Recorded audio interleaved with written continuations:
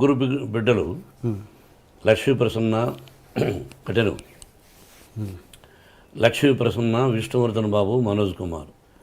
ఆస్తులు ముగ్గురికి సమానంగా పంచుతాను. But I give preference for my daughter. అలాగే ఆర్యానా, వివియానా, నివ్యానా. ఆడపిల్లలంటే నాకు ఇష్టం.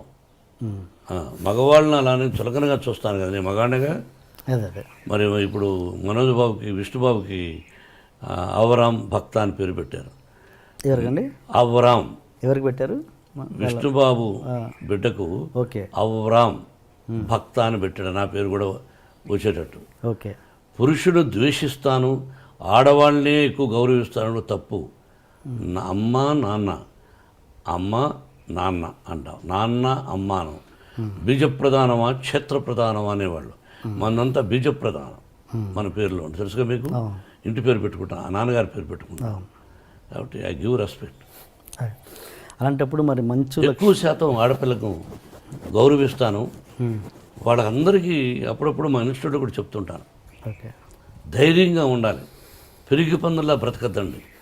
ఎవడైనా చెయ్యి పట్టుకున్నా, ఎవడైనా ఎదురుగా వచ్చి నిన్ను ఏదన్నా అన్నా, వాడిని కొడితే 3 పళ్ళు రాలిపోవాలి, లేకపోతే ఒకటే దెబ్బకు వాడు చనిపోవాలి. ఆ విధంగా ఉండండి. నేను ఆడపిల్లలకు ధైర్యాన్ని చెప్తాను. ఒకే దెబ్బ మన 2 దెబ్బ పడకూడదు. అలా ఉండండి ఆడపిల్లలు. సొసైటీలో ధైర్యంగా బ్రతకండి. ఆడపిల్ల అంటే చులకన, వాళ్ళ అమ్మ కూడా వాళ్ళ తల్లిగా. ఎందుకు భయపడతారు మీరు? చాలామంది తల్లిదండ్రులు వాళ్ళ బిడ్డల్ని ధైర్యాన్ని నేర్పించండి మోహన్ బాబు గారు చదువు కంటే కూడా నా విద్యాలయాలు చెప్తుంటారు. మగోడు ధైర్యంగా వెళ్ళొచ్చు, ఆడపిల్ల కూడా ధైర్యంగా వెళ్ళాలని గాంధీ మహాత్ముడు చెప్పాడుగా, ఎన్టీ రామారావు గారు చెప్పారుగా. ఈరోజు ఎంతమంది ఉంది, ఎలా ఉంది, ఏం చూస్తున్నాం పేపర్లో. లా ఏంటంటే మన లా, ఒక అమ్మాయిని బలాత్కారం చేసిన వాడిని శిక్ష ఉండకూడదు, జైలు ఉండకూడదు, అక్కడే నిర్దాక్షిణ్యంగా కాల్చి చంపేయాలి. ఆ దుబాయ్లో జరుగుతూ ఉందో, ఇతర దేశాల్లో కొన్ని దేశాల్లో జరుగుతుందో ఆ విధంగా చేయాలి. No excuse. అక్కడికక్కడే, ఇంకా మళ్ళీ వేరే ఉండకూడదు. అలా అంత ఇంపార్టెన్స్ మీరు ఇస్తే కనుక ఇస్తే గనక ఇస్తున్నాను గతంలో అండ్ ఇప్పుడు ఇస్తున్నారు కాబట్టి. అండ్ మీ కూతురు మంచు లక్ష్మికి మీరు అంత గ్రాండ్ లాంచ్ ఎందుకు చేయలేకపోయారు? మీ అబ్బాయిలకు చేసినట్టుగా మీ అమ్మాయికి ఎందుకు చేయలేదు మీరు? ఏమండి, బిడ్డకు పెళ్లి చేసాము. పెళ్లి చేసిన రోజున తనకు ఇంట్రెస్ట్ లేదు. బట్ తను చదువుకున్నది లాస్ ఏంజల్స్లో నెంబర్ 1గా ఎడ్యుకేషన్. దాన్ని ఏదో యూఎల్సీఏ యూసీఎల్ఏ చదువుకున్నది, ఓక్లహోమాలో చదువుకున్నది, స్టేజీ ఆర్టిస్ట్ నేర్చుకున్నది. పెళ్ళైన తర్వాత పెళ్లి చేసి సంసారం చేసుకోవాలి, ఇటువంటివన్నీ వద్దు అని అనుకున్నాను. తన భర్త ఎంకరేజ్ చేశాడు, విష్ణు కూడా ఎంకరేజ్ చేశాడు, వాళ్ళ తమ్ముడు మనోజ్ చేశాడు. Then she is doing. సొసైటీలో మంచి పేరు తెస్తే చేయి, మంచి పేరు తేని రోజున నేను బ్రతికినా ఒకటి, చనిపోయినా ఒకటి. అది నా సిద్ధాంతం. సొసైటీలో కాపురం చేయి భర్తతో, వద్దా ఉద్యోగం చేయి, లేదా నీ భర్తకి ఇష్టం వచ్చినప్పుడు సొసైటీలో ఇప్పుడు చేస్తున్నావు. ఇది కూడా అమ్మాయి ఎక్కువ చేయడం నాకు ఇష్టం లేదు. ఓకే. ఎందుకంటే తెల్లవారితో లేచి టీవీలకు వెళ్ళిపోయి బాగా ఆలోచించాలి. వాళ్ళ కష్ట సకాలన్నీ విని, కష్టాలు 20 మంది అయితే 20 మంది కష్టాలు విని, ఆ కష్టాలు విని 10 మందికి ఫోన్ చేస్తాను. తను కొంతమంది చూసి స్పందిస్తున్నారు, కొంతమందికి ఫోన్ చేసి అంకుల్ నేను ఫలానా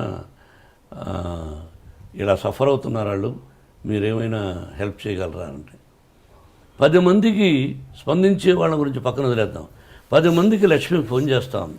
దానిలో 5 మంది ఇష్టపడచ్చు, మిగతా 5 మంది ఏమిరా ఈ అమ్మాయి మనం డబ్బులు అడుగుతా ఉంది, ఆ అమ్మాయి కోసం కాదు ఇతరుల కోసమే, ఎందుకంట ఇదేమిటి అని బాధపడుతూ ఉంటారు కొంతమంది. అది ఎందుకు అని నాకు ఇష్టం లేదు. అది నా తత్వం. బట్ యాక్ట్ చేయడం విషయంలో మీకు ఎటువంటి అబ్జెక్షన్ లేదు? 100% అభ్యంతరం లేదు. నేను లాంచింగ్ అనేది ఆ విషయంలో అదేనండి, అందువల్ల లాంచింగ్ చేయలేదు, ఆటోమేటిక్గా వచ్చేసింది తను. Okay okay okay okay. And ఒక హీరో మనకు సౌత్లో ఉన్నది ఏంటంటే, ఒక హీరో కూతురు హీరోయిన్గా రావడం అన్నది ఫ్యాన్స్ ఒప్పుకోరు అన్నది ఒక చిన్న ఇది ఉంది, ప్రాబ్లం ఉంది. అది మీరు ఎంతవరకు ఎంకరేజ్ చేస్తారా చేయరా? ఫ్యాన్స్ ఒప్పుకోకపోతే ఆ అమ్మాయికి ఫస్ట్ పిక్చర్కి అవార్డులు వచ్చినాయి, శభాష్ అనిపించుకున్నది. అట్లా ఏమీ లేదు. హీరో కూతురు అంటే హీరో చాలా గొప్పవాడా? ప్రజల్లో నుంచి వచ్చినట్టుగా. హీరో కొడుకులను ఎంకరేజ్ చేస్తారు, హీరో కూతురులను అంత ఎంకరేజ్ చేయలేదు ఫ్యాన్స్. మా విష్ణువర్ధన్ బాబును ఐపీఎస్ చదవమన్నాను. ఈజ్ ఇంజనీరింగ్లో first class student, national player ఆడాడు బాస్కెట్బాల్. విష్ణు తెలియదు, గొప్పలు చెప్పుకొని నేను. విష్ణు నేషనల్ ప్లేయర్గా ఆడాడు బాస్కెట్బాల్ జేఎన్టీయూ యూనివర్సిటీలో. Number 1 student, 95 94. మనోజ్ క్రికెట్ ఆడాడు. వీళ్ళు ఆడారు. మనోజ్ని నటుడు అనుకున్నాను, విష్ణుని ఐపీఎస్ చేద్దాం మంచి ఆఫీసర్ అనుకున్నా. కానీ వాడికి నటన మీద ఇంట్రెస్ట్ ఉన్నాడు. అమ్మకు చెప్పాడు, నీ ఇష్టం నీదన్నా, అంతేగాని నా తర్వాత నా వంశంలో ఉండేవాళ్ళు ఆర్టిస్టులు అవ్వాలి అని కలలో కూడా ఊహించడా. ఓకే, ఇది కాకతాళీయం, ప్రకృతికి తెలుసు. ఓకే, మీరు మీ కూతురు భయపడుతుంటారా? ఎవరికి? మీ కూతురు. ఓన్లీ ఆ అమ్మాయికే భయపడతా. ఏ విషయంలో? అన్ని విషయాల్లోనూ నా మీద రాక్షసులాగా ఉంటుంది. ఒకటి ఎగ్జాంపుల్. అన్నీ ఆ అంటే ఓ అంటే కోపం ఆ పిల్లకి. నా కోపం ఆ అమ్మాయికి వచ్చింది. ఇంకెవరికి భయపడను. అంత భయపడతాను, అంత ప్రేమిస్తాను. చిన్నప్పటి నుంచి నాన్నగారిని చూస్తున్నారు కదా, నాన్నగారిలో మీకు బాగా నచ్చిన గొప్ప క్వాలిటీ ఏంటి? ఆయనలోంచి మీరు తీసుకున్న మంచి క్వాలిటీ ఏంటి? నాన్న గొప్ప క్వాలిటీ వచ్చేసి మనుషులాగా బ్రతకడం. ఏంటంటే ఒకరిని అన్యాయం చేయకుండా, ఒకరిని హర్ట్ చేయకుండా. దేవుడు అంటే ఎప్పుడు అంటారు, రే దేవుడు మనకు అన్నీ ఇచ్చేసారా, ఈ పూజలు ఈ పురస్కారాలు ఇవన్నీ ఎందుకు తెలిసి ఎక్కువ చేయాలి, మనం ఆయనకి థ్యాంక్స్ చెప్తూ ఉండాలిరా మనం ప్రతిదానికి. ఈ లైఫ్ మనకి ఇచ్చారు, ఇది మనం మోల్డ్ చేసుకోవాలి. మనం సరిగా మోల్డ్ చేసుకుని ఒకరు చీట్ చేయకుండా, ఒకరు చేయకపోతే మనం చచ్చిపోయిన తర్వాత మనం దేవుళ్ళు అవుతారా? మానవ జన్మ అంటే అంతే. ఈ ప్రాసెస్లో ఉండే బట్టి అలాగే నువ్వు కరెక్ట్గా 10 మందికి అన్నం పెట్టి ఒకరు కడుపు కొట్టకుండా ఉండు, నువ్వు దేవుడిగా మారిపోతావు చనిపోయిన తర్వాత అన్నారు. సో అది నేను ఫిక్స్ చేసుకున్నాను చిన్నప్పటి నుంచి. So that's one quality I want. నాకు దగ్గర ఏం లేకపోయినా ఓకే మేము గమ్మున ఉంటాం, ఒక కడుపు కొట్టి మాత్రం ఉన్నాం. అలా పైకి వచ్చి అలా ఒకటి చేసి రావాలంటే ఈ రోజుల్లో పెద్ద మ్యాటర్ కాదు. అలా వద్దు, కష్టపడదాం, రెక్కాడిద్దాం, డొక్కకు నింపుదాం అనే ఒక కాన్సెప్ట్తోనే బ్రతుకుతున్నాం. అండ్ అది చాలా హాయిగానే ఉంది. అండ్ సెల్ఫ్ రెస్పెక్ట్ చాలా ఉంది. గర్వంగా ఈ రోజుకి నాన్న ఇలా బ్రతుకుతున్నారంటే అది ఒకటే రీజన్. అండ్ అది ఫాలో అయితే చాలు మేము. గ్రేట్. అండ్ మీకు అన్నయ్యకి మధ్యలో మేజర్ డిఫరెన్స్ ఏంటి? హైట్. క్వాలిటీ. ఓకే. నాకు అనకన్నా సింపుల్గా చెప్పాలంటే అన్న క్లాస్ నేను మాసం. అది అందరికీ అర్థమైపోయింది. అది కాకుండా లైక్ విష్ణు వచ్చేసి proper like he takes care of dad's colleges కానీ ప్రతిది కానీ అన్న చేసుకుంటాడు. అండ్ సపరేట్గా అన్న కూడా ఇంకా బిజినెసెస్, కాలేజెస్ ఇవన్నీ హ్యాండిల్ చేస్తారు. Is multi task. Is into businesses అవి చేస్తారు. నన్ను అంటారు మా ఇంట్లో, చూసుకోండి నువ్వు చూసుకోవచ్చు కదా డాడీ అంటారు. నువ్వు చూసుకొని తిరుగుతూ ఉంటారు, మైక్లో కూడా అంటారు వీడేది చూసుకోండి ఇంట్లో అనేది. ఆల్రెడీ ఉన్న దాంట్లో చూసుకోవడం నాకు అసలు కిక్ లేదు. అన్న హ్యాపీగా నెంబర్ 1గా చూసుకుంటున్నాడు, మళ్ళీ నేను కూడా దూరం చూసుకుంటాను దాన్ని. సో అందుకనేసి నేను ఎప్పుడో ఇంటర్ నుంచి ఫిక్స్, ఇది అన్నది అన్న చూసుకుంటాడు, నేను యాక్టర్ని, నేను యాక్టింగ్ సైడ్ ఇది చూసుకుంటాను. అండ్ నేను only my total focus is acting. టెక్నికల్గా కానీ ఇటు కానీ సినిమా కానీ స్క్రిప్టింగ్ కానీ ఒక సినిమానే నా ప్రపంచం. అండ్ సినిమా తర్వాత నా ఫ్యామిలీ అండ్ నా friends. This is my life simple. ఇంక దాంట్లో ఎక్కువ బిజినెస్ పెట్టేది పెట్టి ఇంక ఎవరికి టైం ఇవ్వకుండా అయిపోతుంది లైఫ్. మీ ఇద్దరు కాంబినేషన్లో మూవీ ఎప్పుడు ఉండొచ్చు అంటారు?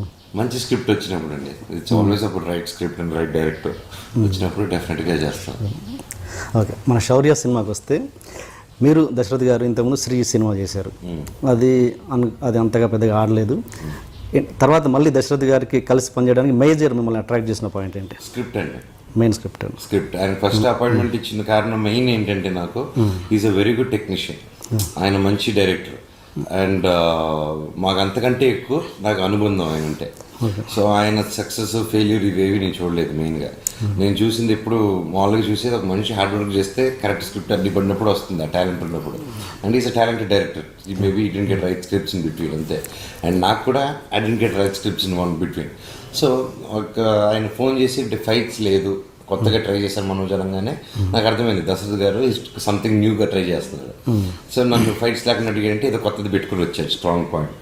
ఇమీడియట్గా రండి అని చెప్పేసి ఇమీడియట్గా విని హాఫ్-అన్-అవర్లో ఓకే చేశాను స్క్రిప్ట్. 1 సిట్టింగ్లోనే చేసి అదిరిపోయింది గురు. నాకు యాస్టేజ్ తెర మీద ఎక్కియండి, నేను ఇంకేం అడగను. అదొకటే మేము ప్రివ్యూ రోజు అడుగుతాను నాకు డౌట్స్ ఉంటే. అప్పటివరకు ఇదే ఎక్కింది నాకు అని చెప్పొద్దు. కానీ షూటింగ్ టైంలో కూడా నాకు ఏదైతే చెప్పాడో అదే తీసుకెళ్లారు. ఫైనల్గా నాకు అద్భుతమైన సినిమా తీసి పెట్టారు. నాకు నేను సాటిస్ఫై అయ్యేంత సినిమా.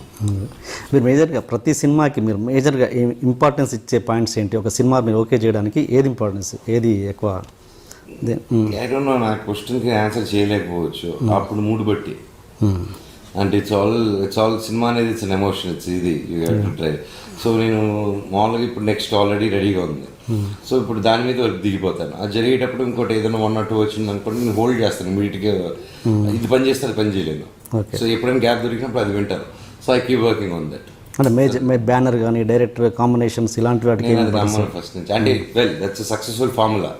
నాన్నగారు ఫస్ట్ నుంచి, నాన్నగారు కానీ నా వెల్ విషెస్ కానీ ఇండస్ట్రీ పెద్దలు కానీ, నువ్వు పెద్ద డైరెక్టర్తో చేయాలి, ఈ కాంబినేషన్ ఏముంది, ఇది పలానా ఒక బడ్జెట్తో ఇలా చేసుకో, పెద్ద డైరెక్టర్ని పెట్టుకో, హీరోయిన్ పెట్టుకో, ఈ సెటప్ ఉండాలి మనకి, సో ఈజీగా ఉంటుంది అనేస్తే నాకు చిన్నప్పటి నుంచి ఒక ఇది ఉందన్నమాట. నేను కాలేజ్ స్కూల్లో ఉన్నప్పుడు చిన్నప్పుడు ఎవరైనా సిల్వర్ స్పూన్ అంటే కాలిపోయింది నాకు. అంటే నీకేం తెలుసు ఈజీగా వేస్తారు సిల్వర్ స్పూన్. నాకు మార్కులు సరిగేటట్టు సిల్వర్ స్పూన్ కదా మార్కులు రావట్లేదు. మార్కులు రావడం సిల్వర్ స్పూన్కి ఏమైనా సంబంధం ఉందా అని వాళ్ళు టీచర్స్కి అది చిన్నప్పుడు బాగా ఇది చేసేవాళ్ళు.